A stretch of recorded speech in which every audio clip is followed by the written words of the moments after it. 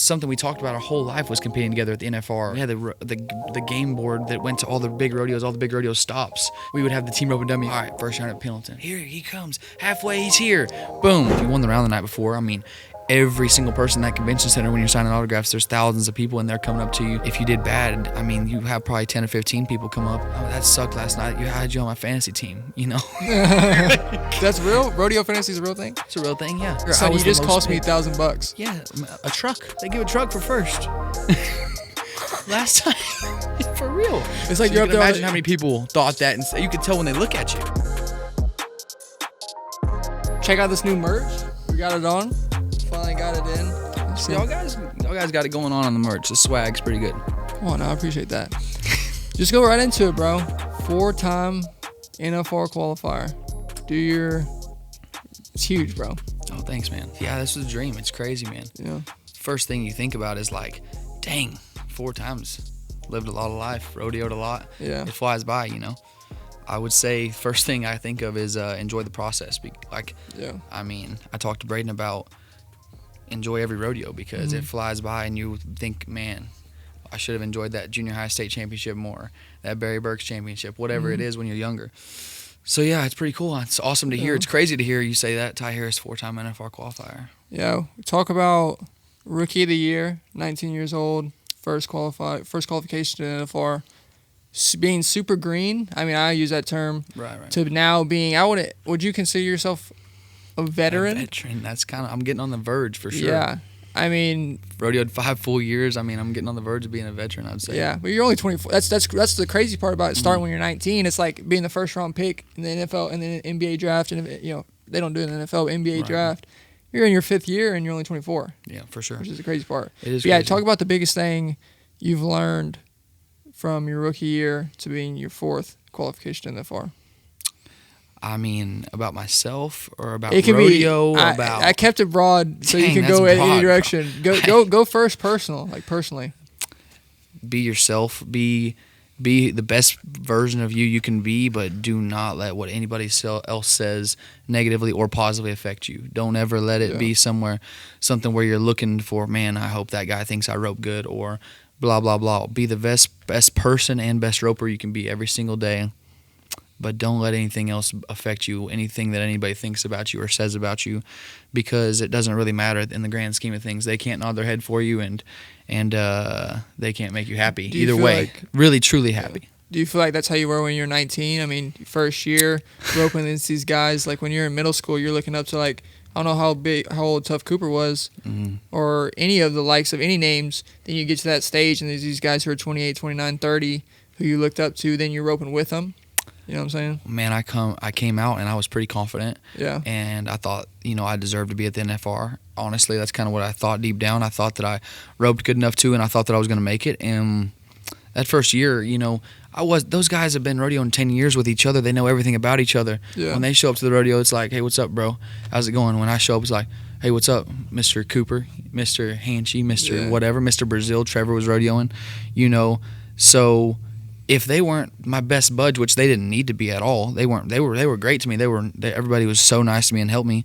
But it's like they know each other so well. It was like I was kind of the outsider, and then I think I worried too much about what a person thought about me or whatever else, and so I just kind of rode that wave too much instead of just being the best, trying to be the best person I could be. Yeah. And it's a good balance, though. Like, a good thing someone always told me is, I mean, you want to put on deodorant, you want to look good, you want to be presentable to people, right. you want to care at a baseline level of what people think about you. But once you let that stuff start to control you, and also, like, I was a big basketball guy growing up. If LeBron James, if I made it to the NBA, LeBron, like that carries some weight, and and that's the same thing you say, not like what they think of you negatively, but also on the other flip side of it, positively. If they're like, you can't. Oh man, yes, you can't let it. Man, he just walked up to me and was talking to me. So I got a little bit. I got a little starstruck. I'm like, man, this guy's the guy I grew up watching my whole life. I was watching him on TV my whole life and dreamt about being in this spot. So you can't try to just not let it affect you. And so that was for me. I cared so much though. I still do, but you got to find a balance for sure. For sure. Describe the NFR experience to somebody who's never been? I've never been. So describe what it's like for somebody who's never been there. Man, it's coming down the alley the first time is just like the hair on your arm stands up and you just get chills. You just thought about it so much and you can't explain that feeling until you do it. And is that the most, like, in terms of population wise, the biggest rodeo, or is there bigger rodeos than that? There's bigger rodeos population wise to watch, but the electricity, the inside the building, the way it smells, the lights, everything is just like so surreal. It's just unbelievable. Every time you go down it, it's great, but the first time is just like something you'll dream about. What was your time the very first round of your rookie year? Because that like you're talking about Starstruck. I believe it would be 30.0 was a no time. I was a no time for sure, but I think it's 30.0, 60.0, whatever it is. Really? Both loops. They give you 2 loops, and I missed on both. You think the pressure got to you a little bit, or what? I think it honestly just happened. I think it was just like the way that it was meant to be. Yeah. I didn't feel nervous when I backed in there. Calf step left hard. I kind of reached over my horse's neck, missed. Second loop, he comes around. You got to turn him right. I turn him the right direction. I rope him in the V. My rope goes on his head, rolls off, which is like a fluke deal, like never supposed to happen. And I think that was just kind of how it was supposed to happen. But that night, that might have been my most down and out moment. I mean, that was really. Woo, you were beating yourself up real good. Oh my, real good. Yeah, real good. Yeah. So, talk about like. You rope 10 rounds, 10 days at NFR, but the rodeo starts at 7:30. Calf roping's probably 6th event. You're roping by 9, but from 8 a.m.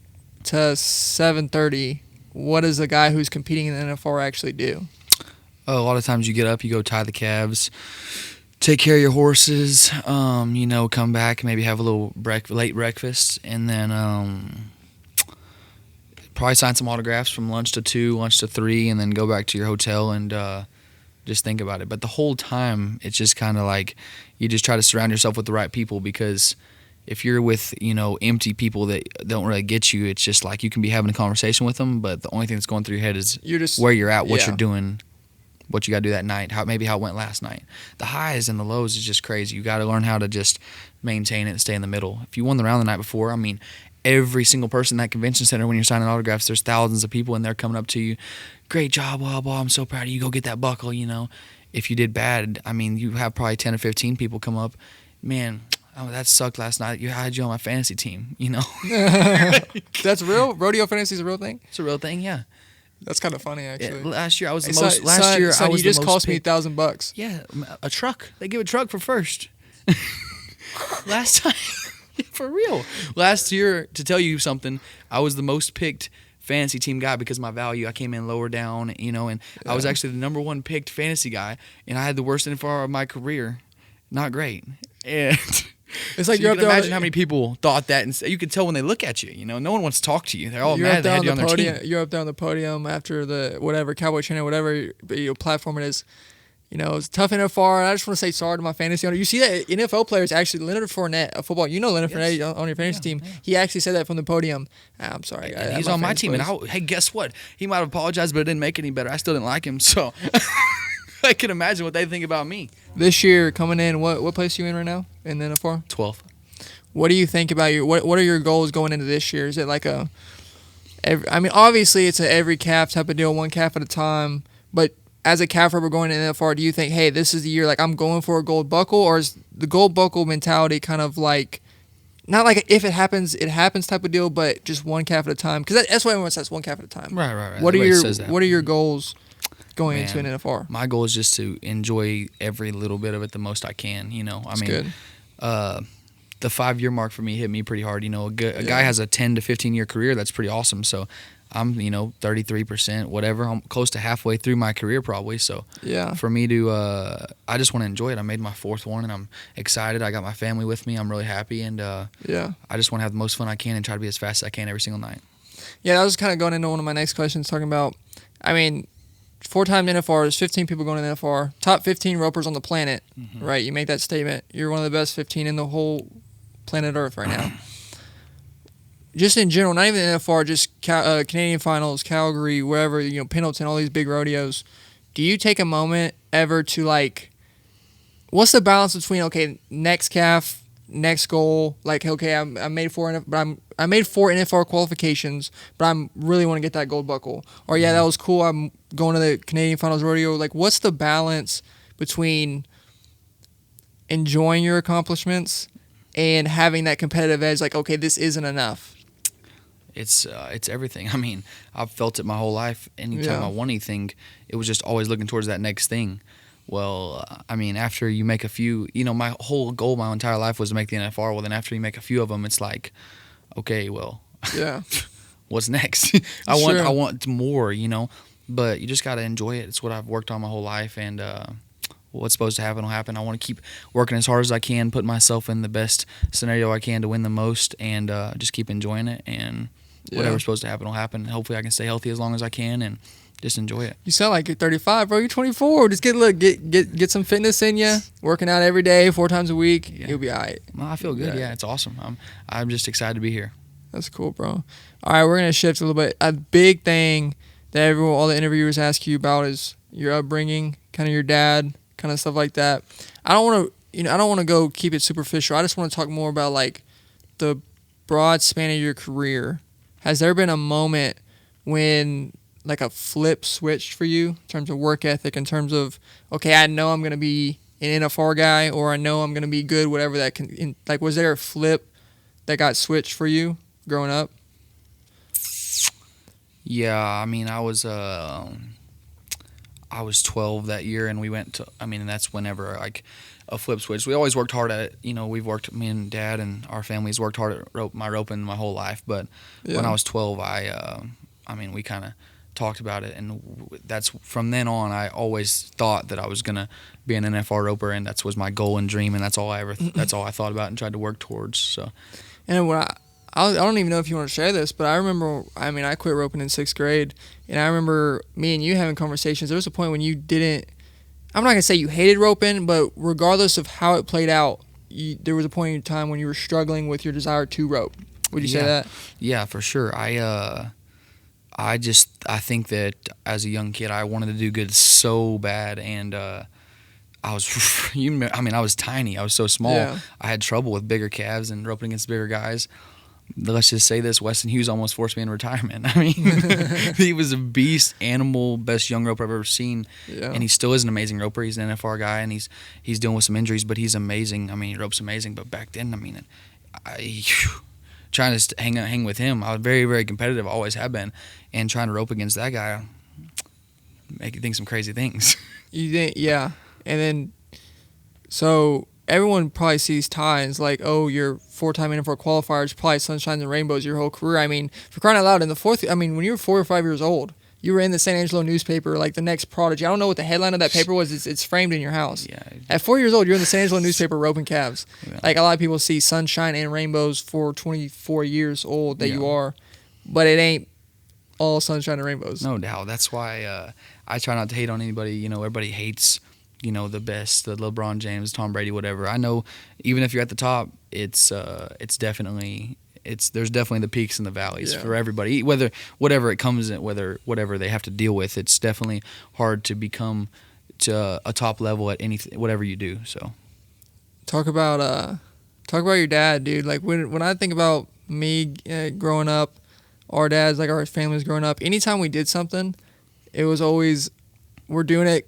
all in, or we're not doing it at all. Like, we're going fishing in Rockport. We used to take family vacations. We're going to Walmart. We're buying $40 poles, $40 lures, the best bait. Like, we're researching, watching YouTube videos, how we catch the most fish. Yeah. Playing basketball. We're going to the best basketball camps. We're playing Bulldogs growing up. We're entering the best tournaments. Everything we've done like all out. Oh, yeah, all out, yeah. So just going to that, talking about that work ethic being instilled in you, Man, I'm very thankful for having that instilled in me, because I can't imagine any other way for me. I have naturally liked to be competitive, and so having that growing up, I'm so thankful, because a lot of people don't have the opportunities that we've had growing up with our parents giving us the stuff that they did, and just motivating us, but also encouraging us and always being there. It's pretty amazing to be able to do the things that we got to do and get to do, and all in, no doubt. There was no halfway, one leg in, one leg out, and that's how rodeo is. So I'm extremely thankful for that. Big thing in NFL, NBA, playing multiple sports. It's like if you play baseball, track and field, football, basketball, it has to make you a better athlete, and that's one of the things for you. I mean, you're a very good basketball player. Right, me and you, everybody thought we used to be twins growing up. No doubt. Yeah, growing up these basketball tournaments. Do you think playing basketball actually helped your, quickness, fast twitch muscles, and stuff like that? I would have to say so. I don't know why not. I mean, we played a lot of basketball at a pretty high level. So that the quickness and playing against people that are probably more genetically gifted, obviously, sure. And hanging with them and being competitive at that, I think how hard you have to work at it for sure helped on quickness and stuff like that. So you just got back from the summer run. Mm-hmm. Give us a recap. Just what happened. What were the significant rodeos? Just kind of give us a rundown of what happened the last 100 days. Last 100 days, it was never too bad, but it was never too good. My high point of it was for sure winning the round in Calgary on Granny's birthday. It was huge. I missed my first calf, and then my mom got to come out there to Calgary for the first 2 days, and she was supposed to fly back at like 2:30, and we're gonna rope at like 1:15, and it's 30 minutes to the airport. So I told her, like, get out of here, you need to leave, whatever.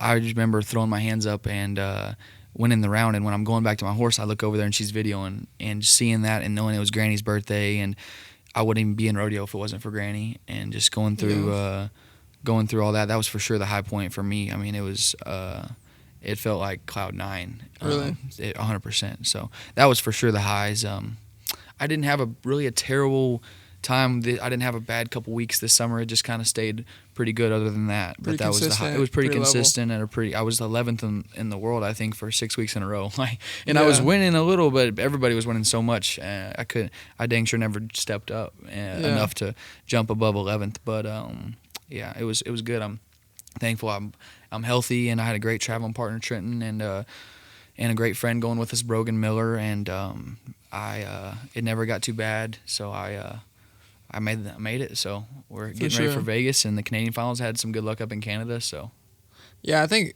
for me personally, just watching, I've probably seen 10% of your runs, but of the 10% I've seen, like NFR or whatever, social media stuff, I think the greatest thing you ever did was when you were at the San Angelo Rodeo.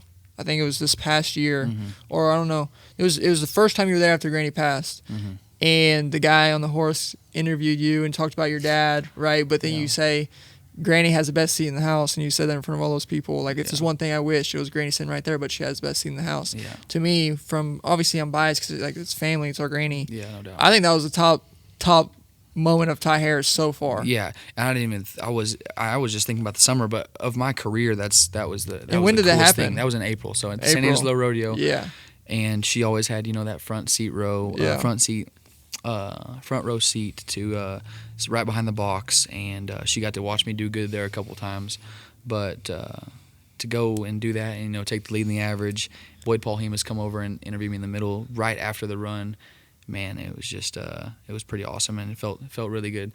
Shane Hanchy walked up to me right after, and he said, "Man, that was a great run and an even better interview." And like for that guy to say something like that, he's pretty awesome. So that was pretty cool, and it just felt so good. So, tell me what it's like roping in San Angelo. I mean, from Angelo, roping. I don't even know. You can go roping Fiesta, the Cent Shootout. I mean, the one in the Coliseum, the one in the outdoor one. Yeah, that's a hometown rodeo. Man, I mean, is that like one of your best ones? One of your favorite ropings to rope in? Oh, for sure. I mean, it's hard to go against the NFR, but I mean, San Angelo, the crowd. I mean, there's no concert. I'm fired up. I mean, there's no concert. There's no nothing. Those people come to watch the rodeo. Yeah, it's packed out.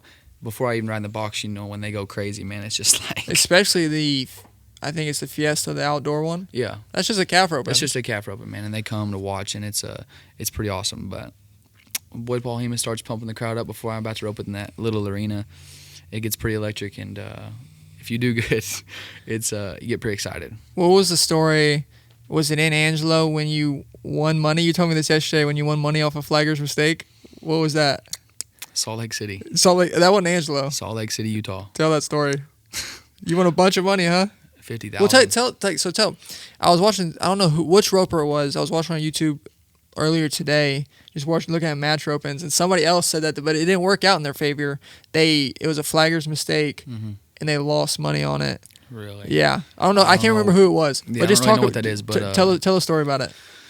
So short round for the $50,000 round at Salt Lake, $50,000 for first, $25,000 for second, $12,500 for third, $6,000 for fourth is what it pays. And Caleb Smith's leading it with 8 flat, and I had a good run going. Was gonna be was gonna be fast, obviously, and I missed my hui, and I kind of brought my head up, and then I go back down knowing I missed it. Then I finished my tie, but I hear the crowd go crazy. You know, they go wild. Well, whenever I miss my hui, the flagger thought I got it, so he drops the flag. Clock stops on 7-3, and the crowd went nuts. And I would go back to my horse just thinking, like, did this seriously just happen? Like, surely they're gonna fix it. There's no way I'm about to win $50,000 on a mistake. And I was pretty lucky, and so it all worked out that day in my favor. Sometimes you get calls, sometimes you don't, but that one was. I was blessed for sure on that. So do you ever, when you're driving on the road, especially in the summer, all the miles, you go in states, I mean, how many total miles do you think you drive on the summer run, like round trip? In the 100 days, about 50,000, 60,000 miles. When you're driving all these miles, 60,000 miles, I was in your truck yesterday charging some camera batteries. Saw a little iPad you had set up right there. Yeah, like, is that what you do to pass the time? Yeah, when I have to drive, and if I get any sort of tired or something, I'm gonna go on there, Amazon Prime, Netflix, and Amazon Hulu. Prime. You're shopping? No, not shopping, bro. Video. I mean video. I'm new to this. I borrowed my mom's account on Amazon Prime Video, but you seen that Lord of the Rings, the new Lord of the Rings show? No. You gotta watch that. Oh my goodness, no. You like Lord of the Rings in general? Just the Lord of the Rings? No. You haven't seen any of the Lord of the Rings? Yeah, we gotta get that fixed. My buddy Cooper, he likes that. What's the show? The show, the new one, it goes crazy. Game of Thrones, man. The House of Dragon one, yeah. Oh, that one too, yeah. He's telling me about all that, man. I can't get into it, but I tried to watch a few episodes with him, and wasn't for me. First off, before I get into the next question, the immediate question, you're 24, training kids. Is it like a mind-boggling thing when you're 24 training kids, when you probably remember when you're 6, 7, 8, you're training Jake, I don't know his last name. Hudson, yeah. Jake Hudson. Mm-hmm. I'm sure that felt like yesterday when you were in Jake Hudson, you were his age, now you're training, but talk about your training a little bit. Yeah, I mean, I was blessed, for Dad I'd rope 1 to 2 days with a lot of different amazing ropers, and it feels like yesterday for sure. But, man, getting to rope with Jake all the time is amazing. I'll do clinics and everything. Yeah. It's hard for me to relate with a kid in a 24-hour span. I rope with him 6 hours one day, 6 hours the next, and be around him 24 hours tops. It's hard for me to really get in there and figure out how that kid's going to learn and how they're going to get better. But Jake, I get to rope with him almost every day when I'm home, and man, we've gotten such a good connection and relationship, and I can kind of almost tell what he's thinking. That's when I feel like I can really, really, really help somebody, when I know exactly when he did. Like when I say something and he nods his head yes, but you could tell he didn't understand what I was trying to say. Yeah. Like that's what you deal with a lot on kids. Like, yes sir, I'll do it, yes sir. Yeah. But you can't sometimes tell if they actually heard you and understand what you're trying to tell them. So that's what I've learned the most about the training is. Did he is trying to figure out, hey, do I need to explain it in a different way, because everybody hears stuff differently. So do you ever, I mean, you may not, and I don't, imposter syndrome is this extreme, but that's what you're 24, make it to the NFR. Do you feel like, yeah, I'm that guy, I've made it, I'm teaching kids, like have you stepped into those shoes yet, or do you feel like, man, I still like that young kid trying to make it? I try to trying to make it, man. I mean, I'm still around the guys that have won so much more than me and accomplished so much more, that I just trying to make it and just trying to stay as hungry as I can and reach as far up as I can, because time flies, man. So I'm just glad. I'm glad to be here. I'm thankful for everything, but time flies, and I'm just trying to make it, Just trying to make it. Yeah. Braden's back.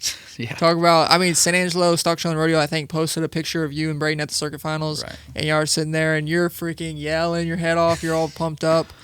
Just, what does it mean to you for him to be back? From the time that he could barely walk, he's swinging a pig string, walking around, just roping everything. I mean, the most ropey. He was in a car seat, and he would reach around and rope my dad, and he was driving and just rope around the neck. He's so talented, loved it. Him being back something we talked about our whole life was competing together at the NFR and the circuit finals and Pendleton. We had the game board that went to all the big rodeo stops, and we would have the team rope and dummy, and we would, all right, first round at Pendleton. Boom. Here he comes. Halfway, he's here. Boom. All right, 5-5, we win third, whatever. Every single rodeo, we would go, and then we go to the NFR 10 rounds. And there was, I mean, I can remember that vividly, talking about with him getting to compete at those rodeos, and then I'm just so thankful that that God called him back to roping, and that he's doing what he's doing, because I'm enjoying it more than I ever have. And I didn't really know that, it's just like something new kind of wears off. I mean, it's hard for me to be as excited as I was when I was Braden and Dylan's age, but I mean, let alone like just roping in general. But y'all are going this weekend to Liberty, yes. I think. I mean, that's not a big rodeo, correct? No, but I'm excited. Yeah, the energy, like, just we've been filming at the arena. Yeah.